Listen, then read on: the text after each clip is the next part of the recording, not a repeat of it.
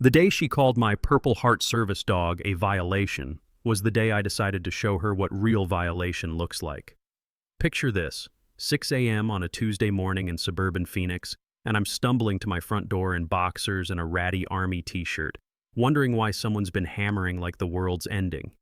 I swing open the door and there's nobody there, just an official-looking notice taped right at eye level like some bureaucratic slap in the face. "Notice of pet violation," it screams in aggressive red ink bleeding through cheap paper.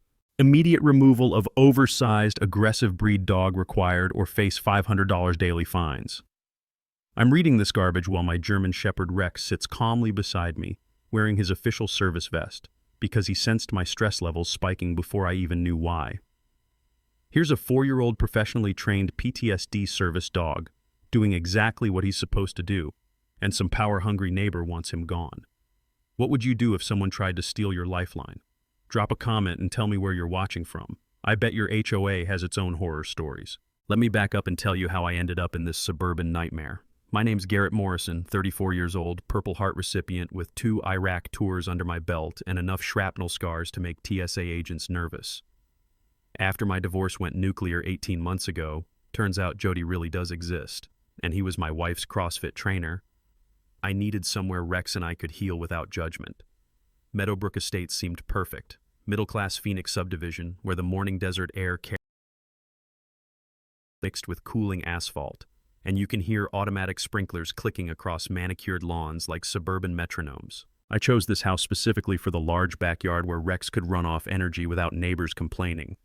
Rex isn't just any dog. He's a 4-year-old German Shepherd trained specifically for PTSD and anxiety response. When my hands start shaking or my breathing gets shallow, he knows before I do. Deep pressure therapy, crowd navigation, nightmare interruption. This furry therapist has skills that cost the VA $40,000 to develop, but apparently my neighbor Brenda Whitmore had other plans. Picture every power-hungry substitute teacher you ever had, but with legal authority over your property and a white BMW sporting custom HOA 1 license plates. Brenda's 58, moved here 8 years ago, and immediately ran for HOA board like she was campaigning for Supreme Court. She's got this way of standing that screams, "I demand to speak to your manager," arms perpetually crossed, lips pursed like she's been mainlining pickle juice. The woman's a real estate agent who drives through the neighborhood like she's conducting surveillance, timing her power walks to coincide with residents' daily routines. I swear she's got a spreadsheet tracking everyone's lawn watering schedule. 3 weeks before the notice incident, Brenda knocked on my door at exactly 7 p.m. She's pathologically punctual about her harassment schedule. The smell of her aggressive perfume lingered in my doorway like a chemical weapon. "Your dog's barking disturbs the peace," she announced, though Mrs. Olivia next door later told me she'd never heard Rex bark once in 18 months. "He's a service animal," I explained calmly, because the VA taught us patience with civilians who don't understand invisible disabilities. Her response chilled me to the bone. "I don't see any blindness here." When I cited ADA law about psychiatric service animals, keeping my voice educational rather than defensive, Brenda's parting shot promised war. "We'll see about that," delivered with this icy smile that made my PTSD sensors ping. Most neighbors here are decent people. Mrs. Olivia brings Rex homemade dog treats and tells stories about her late husband's army service. The Rodriguez family waves supportively, and their teenagers think Rex is cooler than Marvel superheroes. Even Bob the mailman stops to scratch Rex's ears during deliveries. But Brenda controls 3 allies on the 7-person HOA board, creating a voting bloc that can weaponize bureaucracy like a suburban mafia. And she'd been preparing her attack with military precision. The setup was surgical. Rex had exactly 1 incident, barked at a raccoon rummaging through garbage at 11 p.m. Normal dog behavior that any reasonable person would ignore. But Brenda was waiting with Ring doorbell footage like some suburban NSA agent, ready to file formal complaints citing Covenant 7.3 noise violations. Here's where it gets interesting. My IT security background makes me really good at digital forensics, and when I started researching our governing documents, I found something fishy. The original 2008 Neighborhood Covenant specifically allowed working animals without size restrictions. But the current online version, mysteriously updated in 2019, had omitted that clause entirely. Someone had been playing games with our legal documents. That evening, Mrs. Olivia approached with community intel over green tea that tasted like liquid courage. Brenda had been recruiting neighbors to document incidents. The mailman warned me about her fishing expeditions regarding my dog situation. The Rodriguez family quietly revealed that Brenda had threatened their fence permit when they refused to participate in her surveillance campaign. 3 foreclosed homes in our neighborhood, all previous targets of Brenda's HOA violation campaigns. That's when I realized this wasn't about noise or aggressive breeds. This was about real estate, money, and forcing out residents who didn't fit Brenda's profitable suburban vision. Game on, lady. Brenda didn't waste time. 72 hours after our doorway confrontation, a certified letter arrived that felt thick enough to choke a horse. The envelope's weight screamed expensive legal intimidation, and that aggressive red ink was bleeding through like it had a personal grudge against trees. Inside, Brenda had crafted a bureaucratic masterpiece of petty tyranny. Emergency board hearing demanded within 72 hours. Multiple covenant violations cited, pet size restrictions, aggressive breed prohibitions, noise ordinances that apparently applied retroactively to that one raccoon incident. The letter was CC'd to all 7 board members, creating an official paper trail designed to make this look legitimate rather than personal vendetta. The threat was crystal clear: appear before the board or face immediate legal action and $500 daily fines. In the morning desert heat, my coffee mug hit the granite counter harder than intended, the sharp crack echoing through my kitchen like a gunshot. Rex immediately pressed against my legs, that familiar, concerned whine telling me my stress levels were redlining.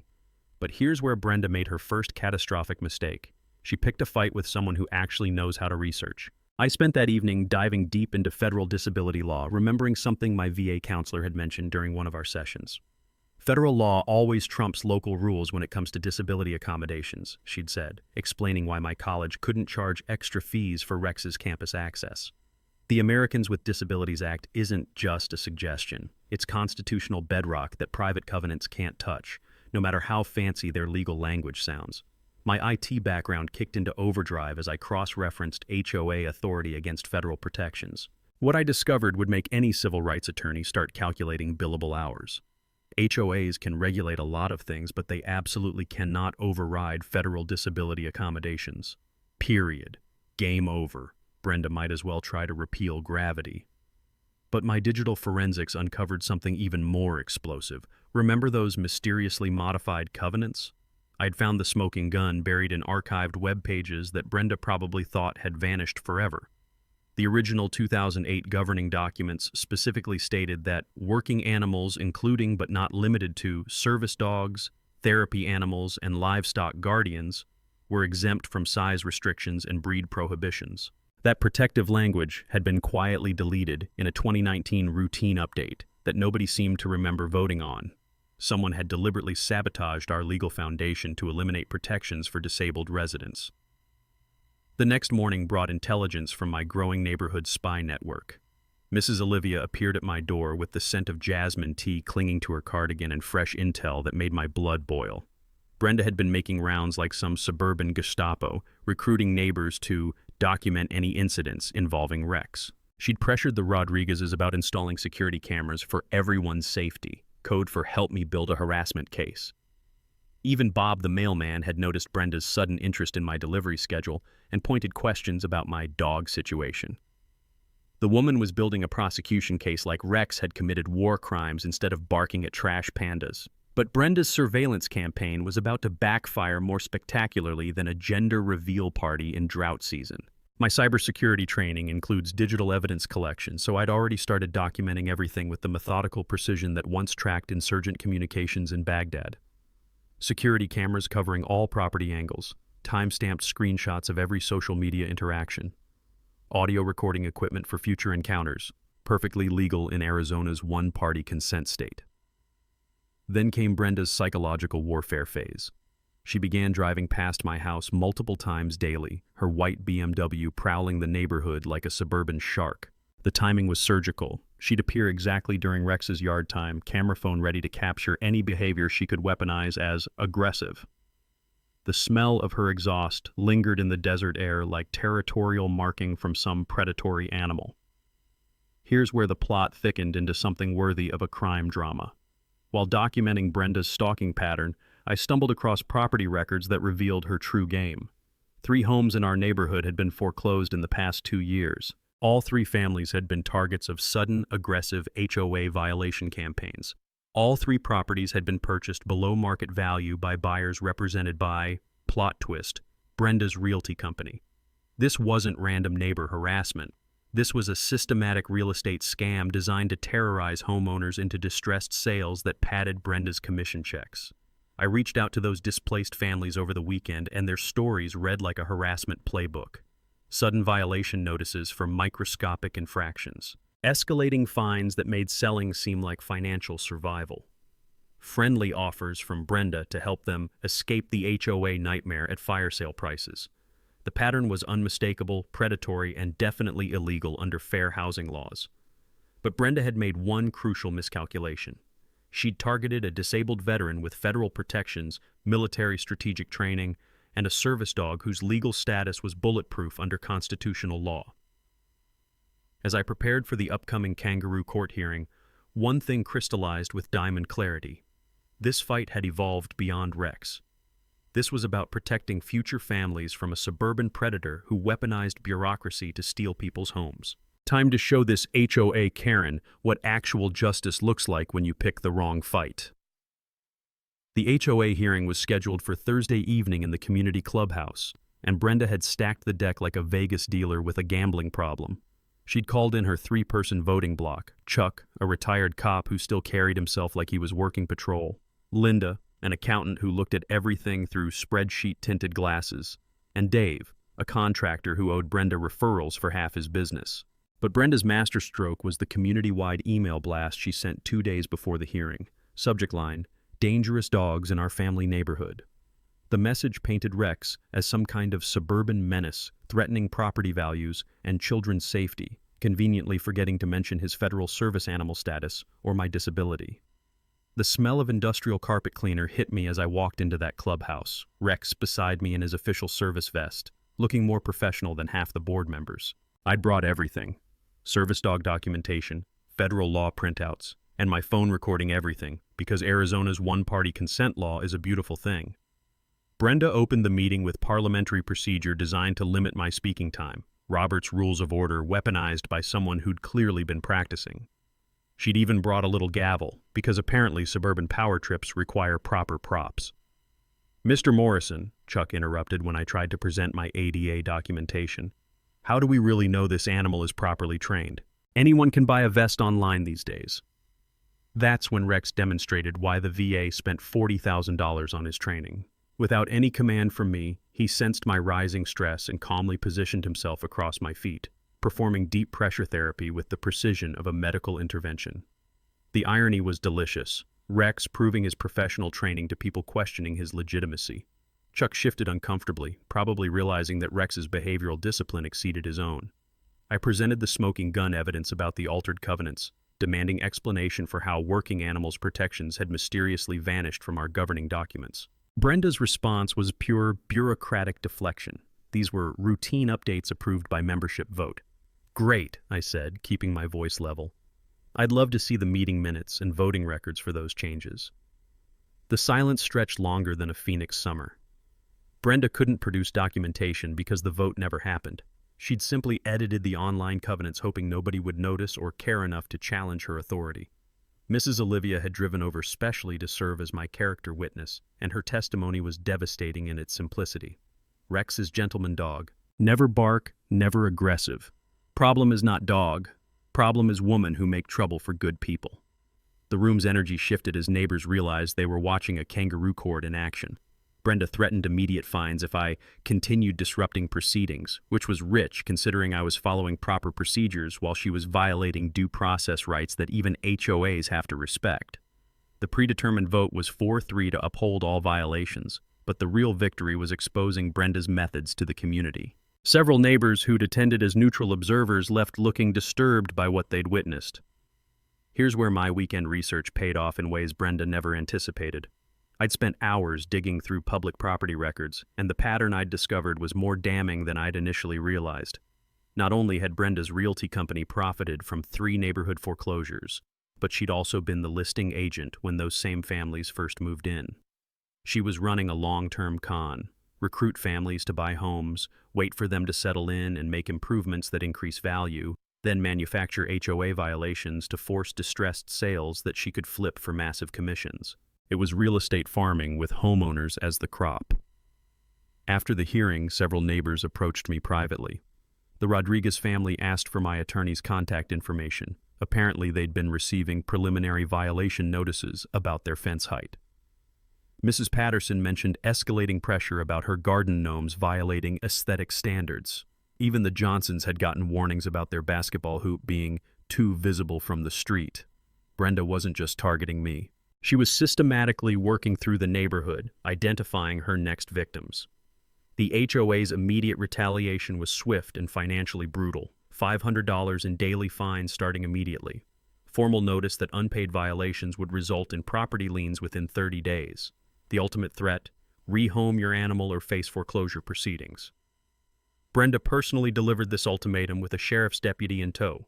Pure intimidation theater designed to make me feel like a criminal instead of a disabled veteran being discriminated against. But her legal threats revealed a crucial weakness I'd been hoping to exploit. During my military intelligence training, we learned that desperate enemies make tactical mistakes. Brenda's escalating harassment was creating an evidence trail that would be impossible to deny in federal court. I'd already contacted Amanda Torres, a veterans legal aid attorney who specialized in ADA compliance cases. Her response to Brenda's latest threats was one word: beautiful. Federal civil rights violations carry serious financial penalties, and HOA insurance policies specifically exclude discrimination lawsuits. Every board member would be personally liable if this went to court. That evening, as Rex and I sat in our backyard, watching the desert sunset paint the sky in shades of justice, I realized Brenda had just handed me the ammunition to end this war permanently. Brenda's desperation manifested in ways that would make a soap opera writer jealous. 3 days after the rigged hearing, she hired a private investigator because apparently stalking me personally wasn't thorough enough for her taste. The PI showed up in an unmarked van with tinted windows, parking on the public street like some discount FBI surveillance operation. This guy had telephoto lenses that could probably photograph Rex's dental work from 3 blocks away. He was documenting everything: Rex playing fetch, bathroom breaks, even our morning training sessions where Rex practiced his anxiety response protocols. I'm watching this clown through my security cameras, thinking he's trying to capture aggressive behavior from a dog whose biggest threat is excessive tail wagging. Meanwhile, Brenda escalated to psychological warfare that crossed every ethical line imaginable. She somehow got my ex-wife's contact information, probably through that same PI, and started fishing for character information about my mental stability. Jennifer, to her credit, told Brenda exactly where she could shove her harassment campaign. But the violation of privacy was breathtaking. The smell of desperation was getting stronger than Phoenix asphalt in July. Then came the animal control incident that proved Brenda had lost all connection to reality. She filed a complaint claiming Rex was unlicensed and potentially dangerous, which brought Officer Martinez to my door on a Tuesday morning. Poor guy looked embarrassed before he even started talking. "Sir, I have to investigate a complaint about an unlicensed dog, but I'm looking at what appears to be a federal service animal," he said, gesturing to Rex's official vest and the stack of documentation I'd already prepared.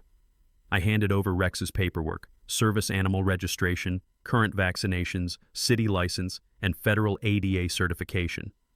Officer Martinez flipped through everything with the practiced eye of someone who'd seen too many bullshit complaints. "Mr. Morrison, this is clearly a fraudulent report," he said, shaking his head. "False animal control complaints are actually misdemeanor offenses under Arizona law.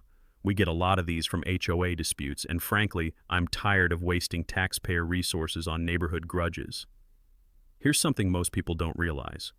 Filing false reports with government agencies isn't just annoying, it's criminal. Officer Martinez knew Brenda from previous frivolous complaints and was building his own case against her pattern of abuse. But Brenda's real masterpiece of self-destruction was her social media campaign. She created multiple anonymous accounts to spread rumors about my fake PTSD diagnosis and unstable veteran behavior. The posts included photos of Rex without his service vest, taken during his off-duty time in my backyard, trying to make him look like an ordinary pet instead of a medical necessity.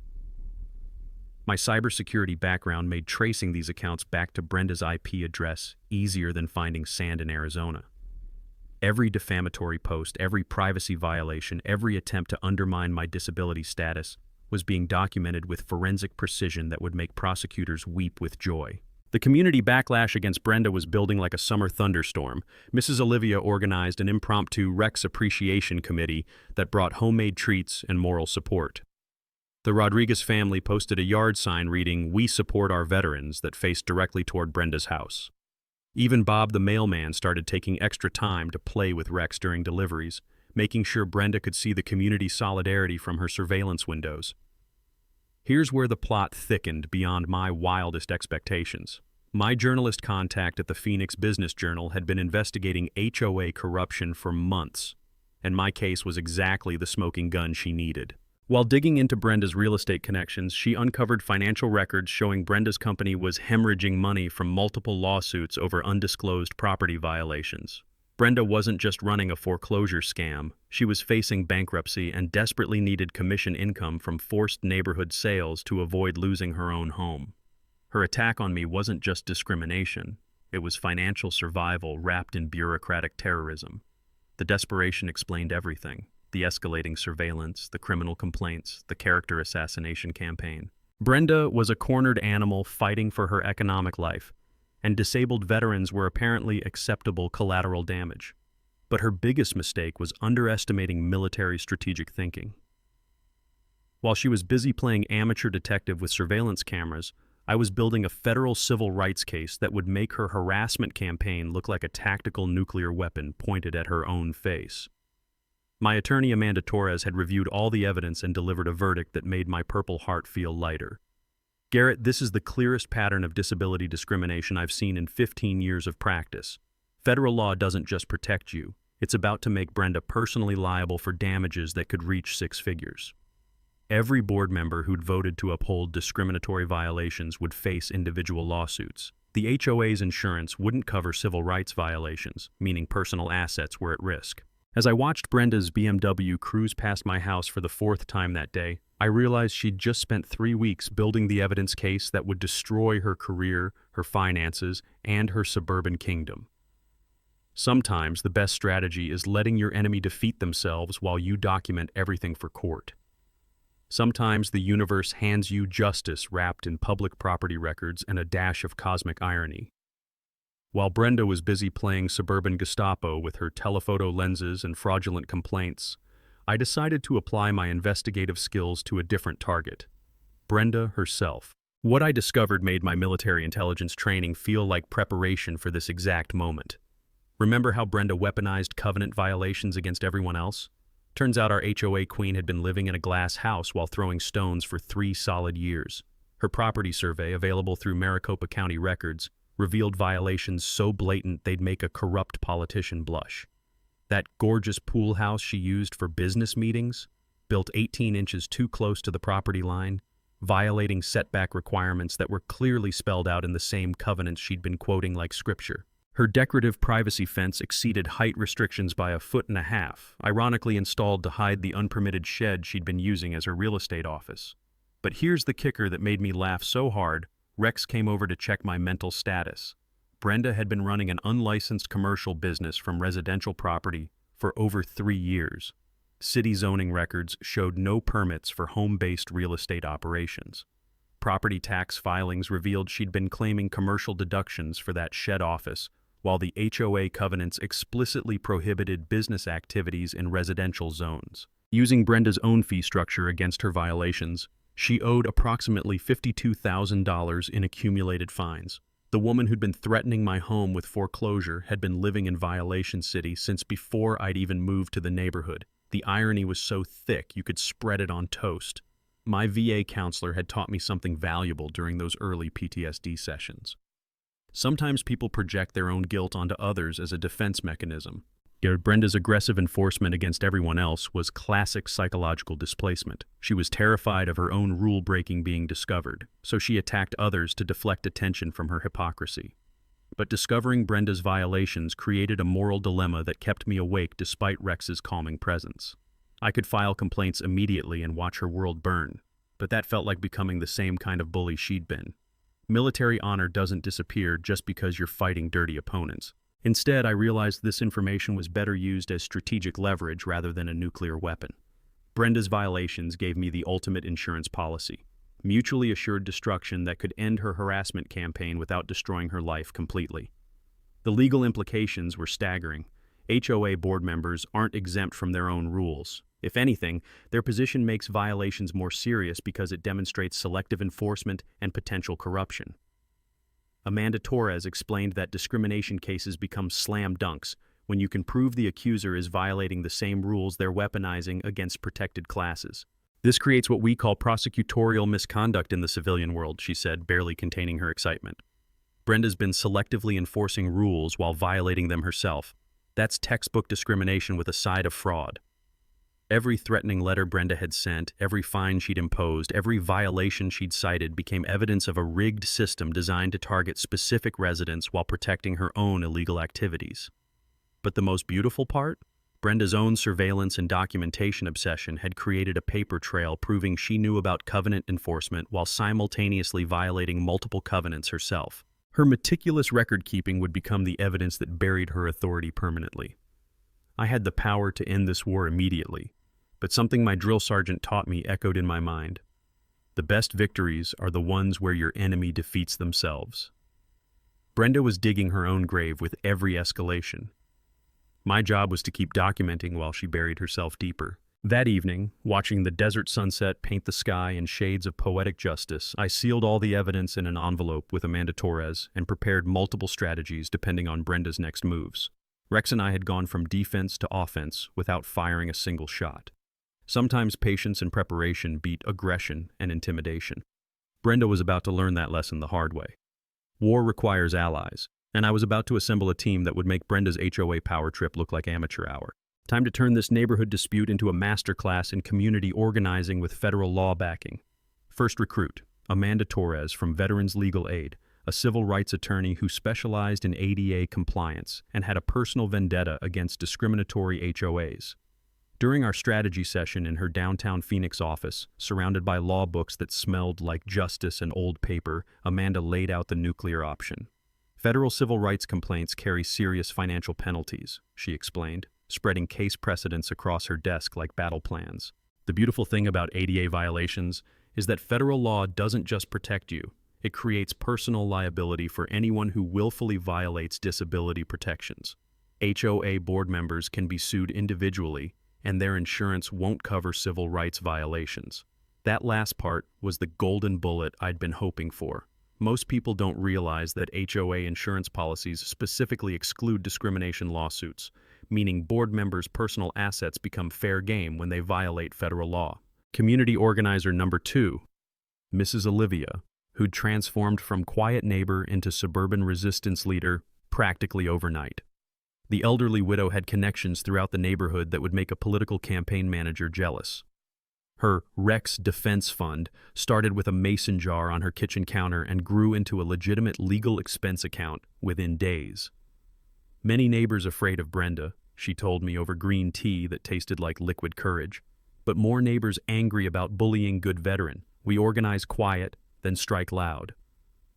Mrs. Olivia's casserole brigade became an intelligence network disguised as social visits. Every potluck dinner, every afternoon walk, every grocery store encounter became an opportunity to document Brenda's harassment pattern and recruit supporters. Tech support came from an unexpected source.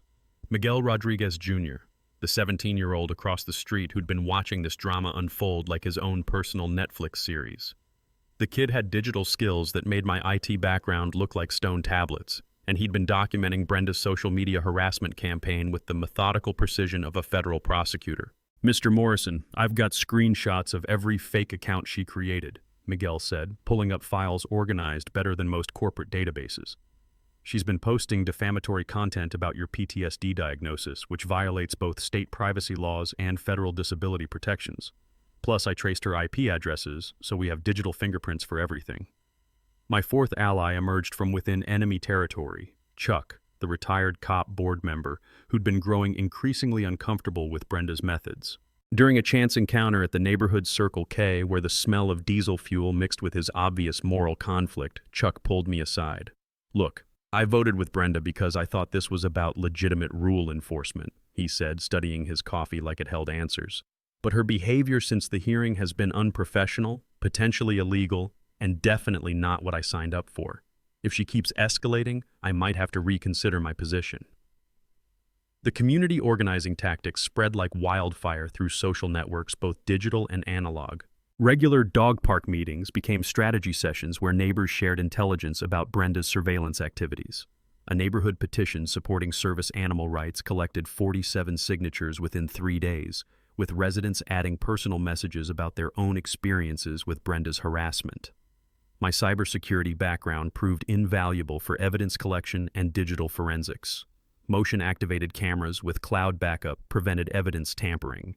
Audio recording equipment prepared for all future HOA interactions, perfectly legal under Arizona's one-party consent laws. Every harassing email, threatening letter, and surveillance incident was being documented with forensic precision that would make FBI agents proud. The media preparation phase involved my journalist contact at the Phoenix Business Journal, who'd been building her own investigative piece about HOA corruption patterns across Arizona. My case provided the human interest angle she needed. Disabled veteran versus suburban tyranny, with clear federal law violations and community impact. This story has everything, she said during our background interview.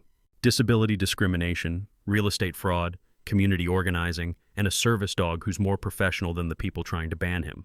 National outlets are going to love this. But the most crucial element of our strategy was understanding Brenda's psychological profile. Military intelligence training teaches you to analyze enemy motivations, and Brenda's pattern was textbook narcissistic control addiction.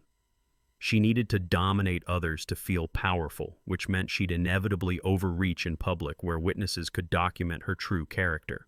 Our plan was elegant in its simplicity.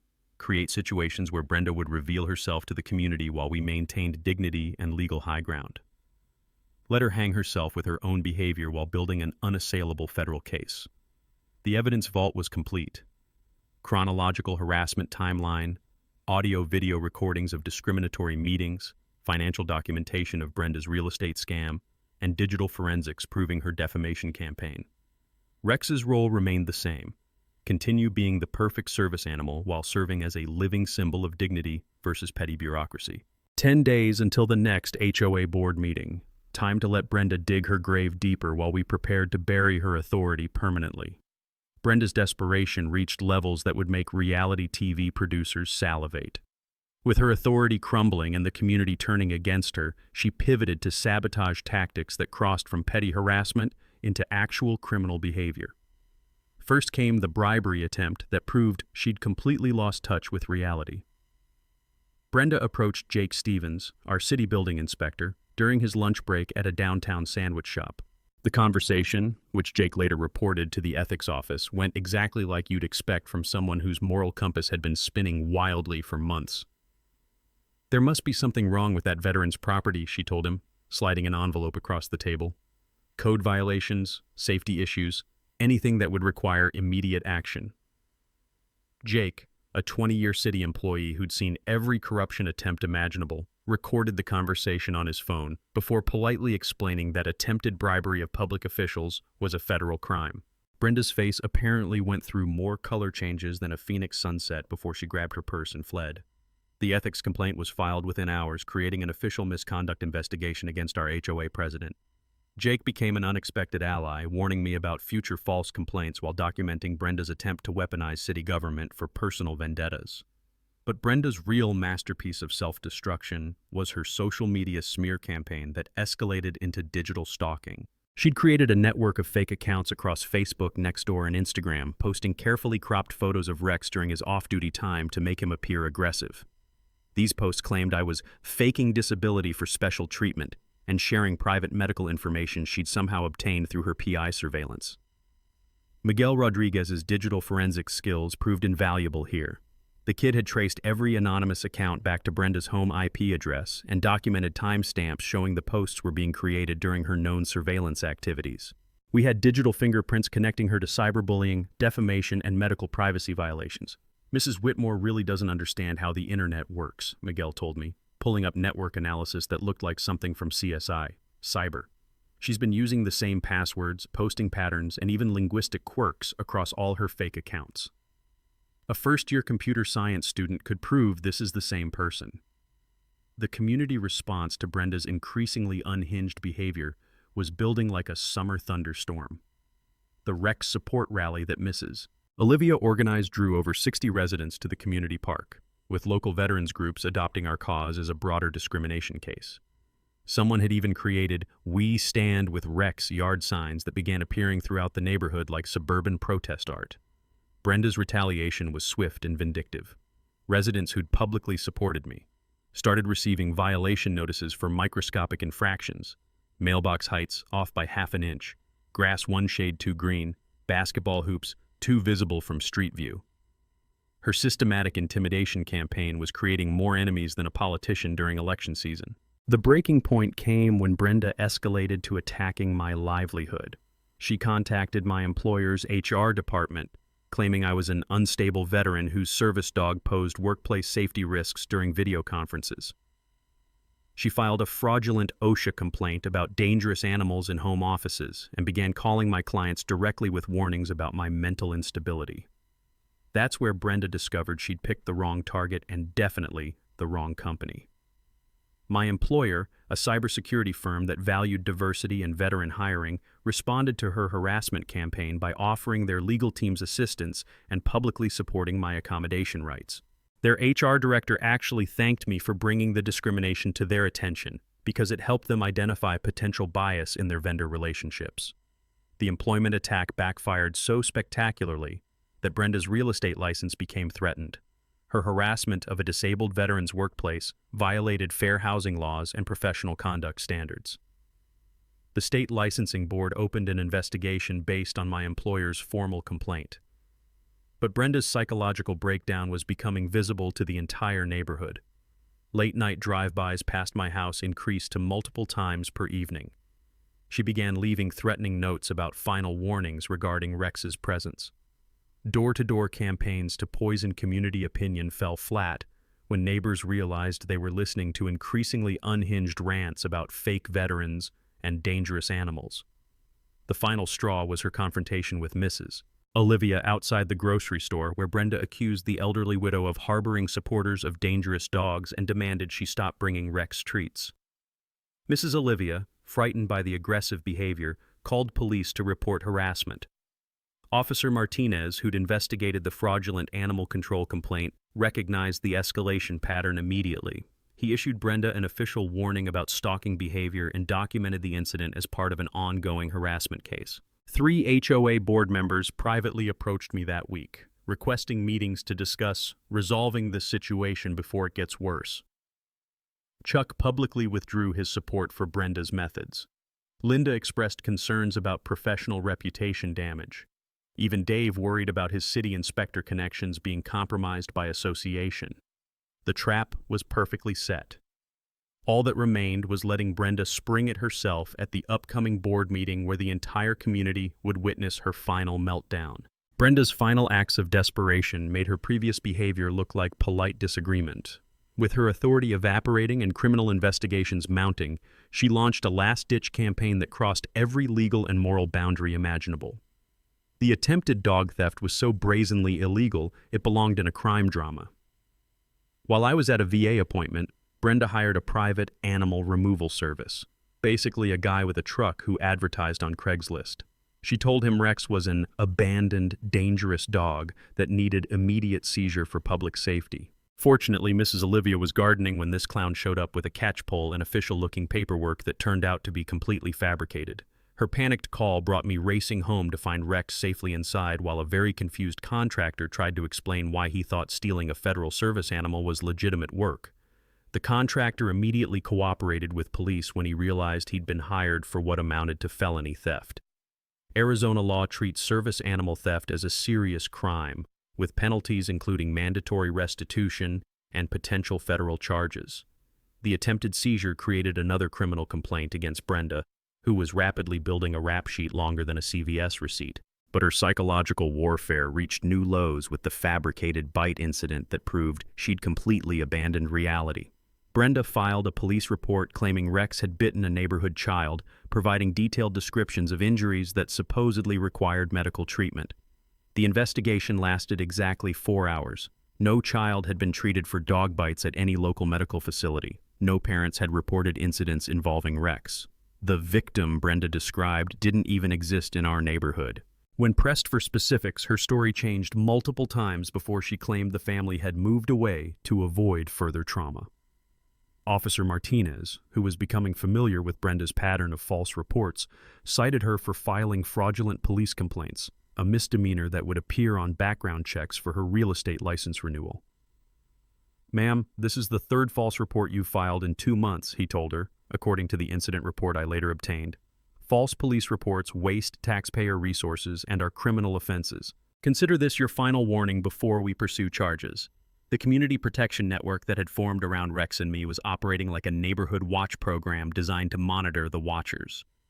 Mrs. Olivia organized 24-hour surveillance schedules disguised as concerned neighbor check-ins.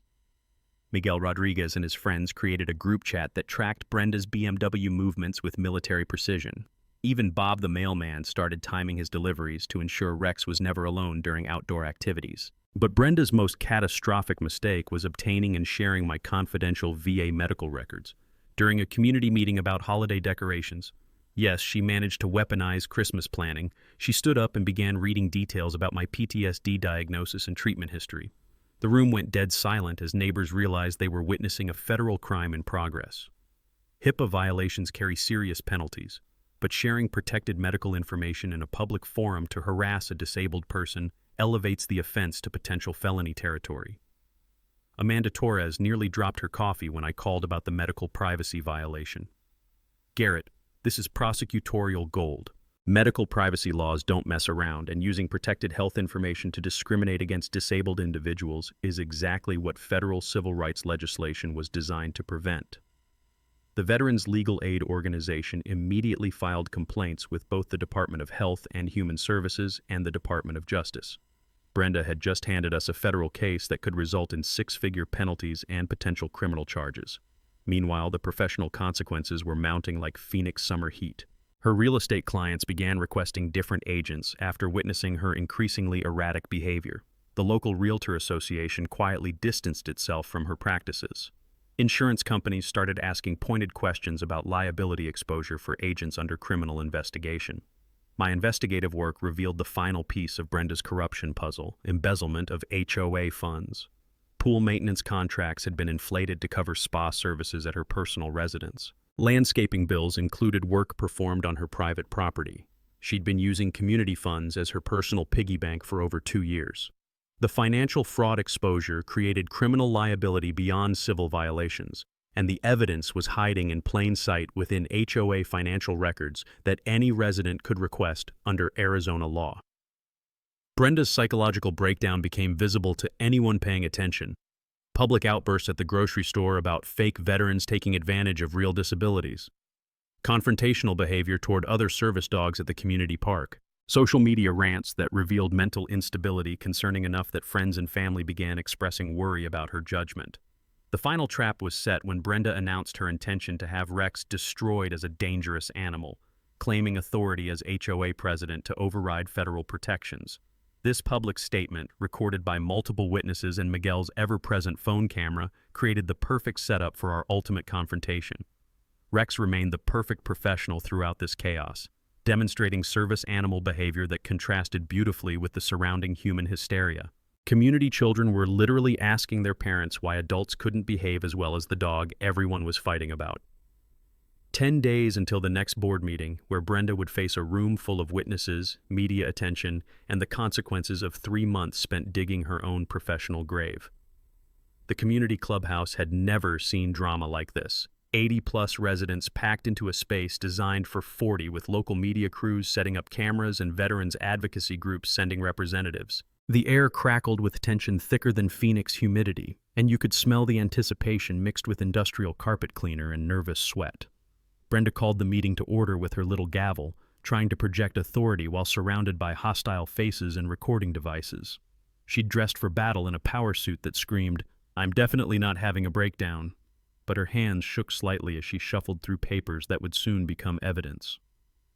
"Tonight, we address the ongoing violation of community safety standards," she announced, her voice carrying that shrill edge of someone who knows they're cornered. "Federal disability laws do not supersede private covenant enforcement, and this board will not be intimidated by legal threats." That opening statement was so legally wrong it made Amanda Torres visibly wince. Federal law absolutely supersedes private covenants when it comes to disability accommodations. That's literally the entire point of civil rights legislation. I entered with Rex wearing his full-service vest, documentation folder in hand, and the quiet confidence that comes from having federal law on your side. The crowd's energy shifted immediately as neighbors saw us together, the professional service dog and the veteran he was trained to protect, facing down suburban tyranny with dignity intact. Mrs. Olivia stood first during public comment, her voice carrying the moral authority of someone who'd lived through actual hardship. "Rex is gentleman dog who helped good man heal from war. Brenda is problem, not dog. Community no truth." The Rodriguez family presented their petition with 67 signatures supporting service animal rights, including personal testimonials from neighbors who'd witnessed Rex's exemplary behavior. Local veterinarian Dr. Sarah Kim testified about Rex's temperament evaluation, describing him as one of the most well-trained animals I've encountered in 20 years of practice. 3 military veterans in attendance stood simultaneously during my testimony, a silent show of solidarity that made the room's emotional temperature spike. When I calmly presented our chronological evidence of harassment, explaining federal ADA protections in terms everyone could understand, you could hear neighbors connecting dots about Brenda's systematic abuse of authority. "Service animals have the same access rights as wheelchairs," I explained, making eye contact with board members who were realizing their legal exposure. "Federal law doesn't recognize HOA exceptions to disability accommodations." That's when Amanda Torres rose to present the federal civil rights complaint, and Brenda's face went through color changes that would make a chameleon jealous. The attorney's presentation was surgical: disability discrimination, selective enforcement patterns, and personal liability for board members who'd violated federal law. "The HOA's insurance policy specifically excludes civil rights violations," Amanda explained to visibly uncomfortable board members. "Individual board members face personal financial liability for willful discrimination against disabled residents." Brenda's meltdown was spectacular and thoroughly documented. She interrupted the attorney's presentation with shouting about fake veterans and disability fraud, demanding to see proof of invisible disabilities while news cameras captured every unhinged moment. "This man faked military service to get special privileges for his oversized dog," she screamed, her composure completely shattered. "I don't believe any of his so-called PTSD diagnosis." The room erupted. Multiple neighbors stood to defend my service record. Chuck, the ex-cop board member, publicly apologized for enabling harassment. Linda called for an immediate vote of no confidence while Dave tried to distance himself from the sinking ship. The Phoenix Business Journal reporter seized the moment, asking Brenda to explain her own property violations while cameras rolled. Watching her deny photographic evidence of unpermitted structures and unlicensed business operations created viral video content that would haunt her professional reputation forever. "Board members follow different standards than regular residents," she declared, apparently unaware that admitting to selective enforcement on camera was prosecutorial gold. Then came the nuclear option. Amanda Torres presented the complete dossier of Brenda's violations: pool house setback violations, fence height infractions, unpermitted shed office, and financial records proving embezzlement of HOA maintenance funds. Officer Martinez arrived to serve Brenda with a restraining order protecting Rex and me from further harassment, creating perfect visual drama as authority protected victims from their abuser. The legal papers rustled like justice being served, while Brenda realized her harassment campaign had generated official police protection for her targets. The board vote was swift and decisive. Brenda removed as president 6-0, with her abstaining while muttering about conspiracies. Secondary motion rescinding all Rex-related violations passed unanimously. The board formally apologized and voted to reimburse our legal fees from HOA funds.